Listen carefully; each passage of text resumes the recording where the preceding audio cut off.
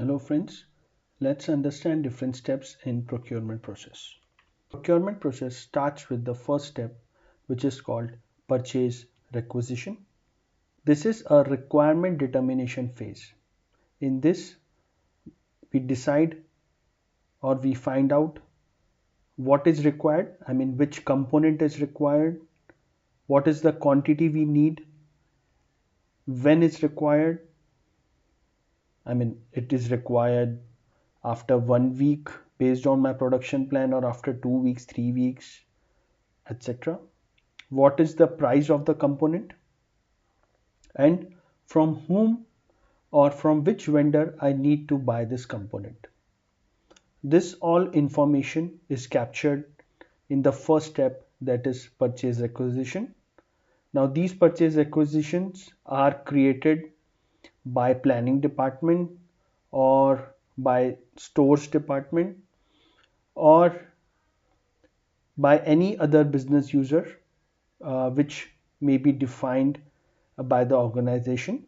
So the creator of the purchase requisition may differ from one organization to other based on their business rules. Once we have the purchase requisition, the second step is called source determination. Now this source determination, uh, basically it is to identify the vendors from whom we need to buy the component. Now I have explained the first step in purchase acquisition where this information is already there. Now in such case, or in some cases where there are new components introduced in the production, for example there is a design change in a product and a new component is introduced, let's say. So once we have the purchase acquisition, then for that new component we need to send out, or we need to communicate, or we need to start a process called RFQ, which is called request for quotation. So what we do here is we gather all the specification of the components, we get the details like when the component is required, and then we share this information to vendor in a document called request for quotation, and then vendor replies with if they can meet the specification, what is the price they are going to charge, when they can deliver, after 1 week, 2 weeks, 4 weeks, or whatever. And this RFQ we send to multiple vendors, and after comparison we can identify which is the best supplier for us, based on three parameters, which is quality, cost, and delivery. So as I mentioned, the next step is vendor selection. So once I have all the information from the vendors, I finalize vendor based on criteria: quality, cost, delivery, service, and compliance, any legal compliance or statutory compliance.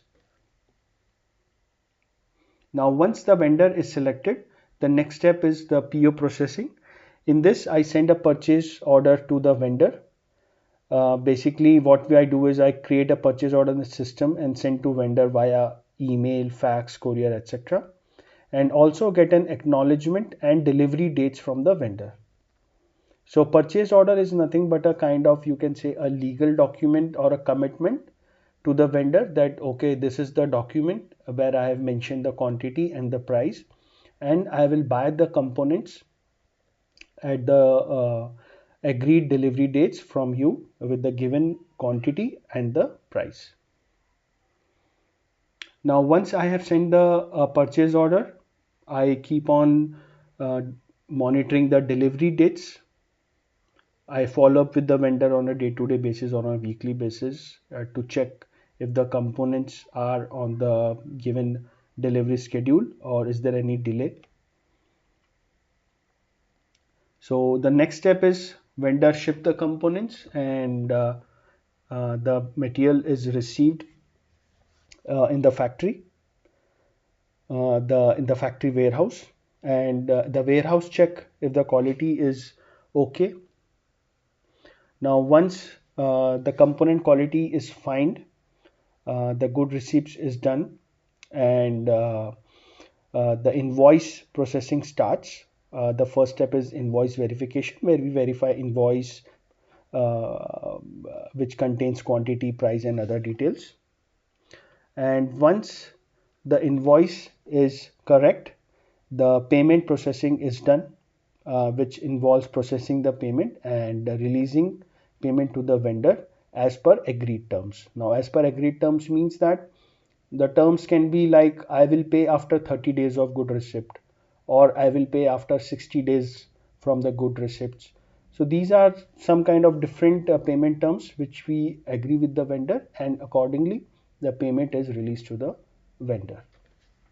Thank you.